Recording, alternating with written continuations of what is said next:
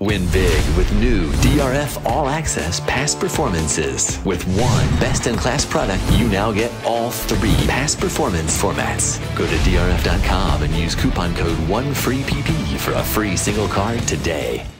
Hi everybody, Dan Illman, Mike Beer, taking a look back at the Grade 1 Florida Derby and this week's edition of Kentucky Derby Prep Recap. A make-or-break race, perhaps, for two-year-old champion Fierceness, Mike. He was so good in the Breeders' Cup Juvenile, and he kind of underwhelmed in his first start this year, the Holy Bull. Yes, he was bumped at the start, but he got right up close to a moderate pace and didn't finish. The break was the key. I'm sure Johnny Velasquez was dreaming about the break ever since the Holy Bull, and he got Fierceness out in a hurry. Yeah, exactly, Dan. I mean, you knew going into this race, at least on paper, the good Fierceness is going to be too much for these horses.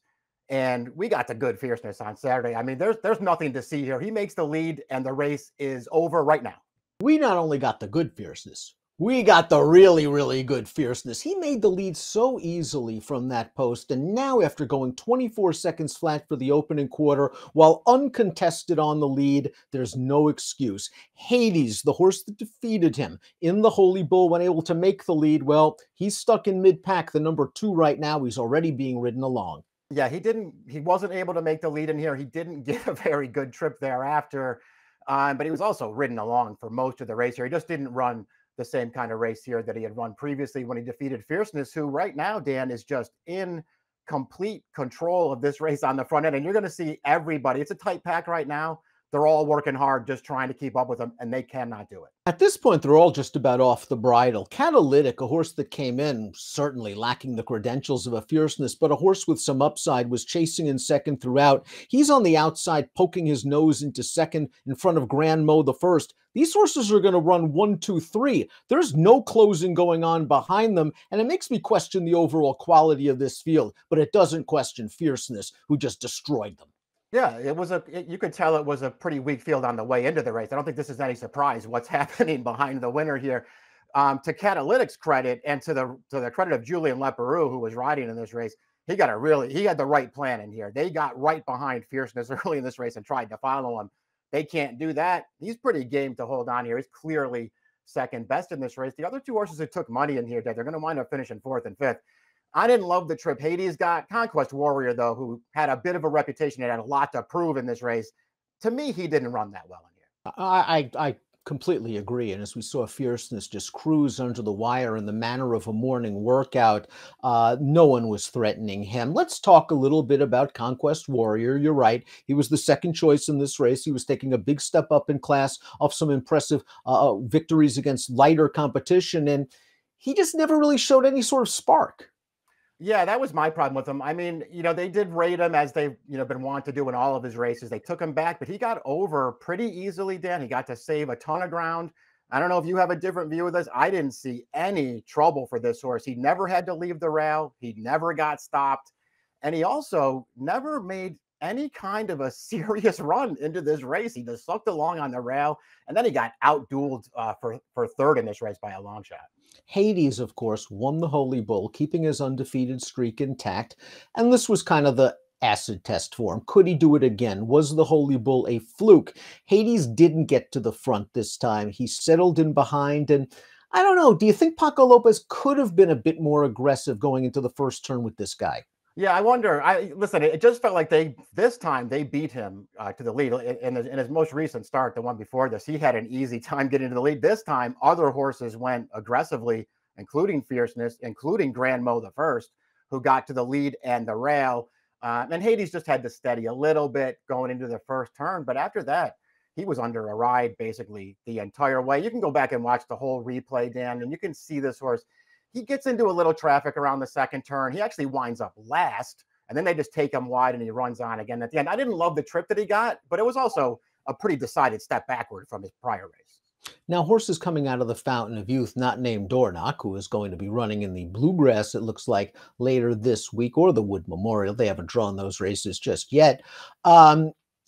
They took a little bit of money in here. Frankie's Empire, La Dombro, Real Macho. They had a lot to find. They're just not up to Fierceness's level. Yeah, they're not. Nobody in this field is up to Fearless's level. And you know what, Dan? The good Fearless, maybe nobody in this crop is up to his level. It's just a question of whether he's going to run that kind of a race or not. He had this field over a barrel as soon as they drew the race.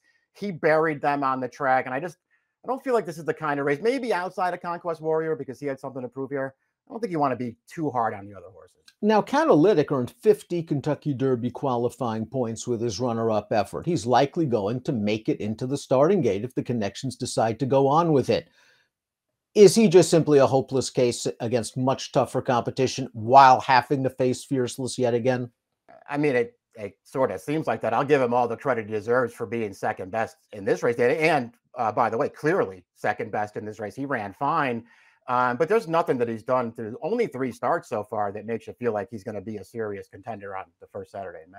Let's take a closer look at last year's 2-year-old champion Fierceness. He earned a 110 Buyer's speed figure in the Florida Derby. That number alone is going to make him a fairly heavy favorite, I would think, no matter what happens in the 3 major prep races coming up this weekend.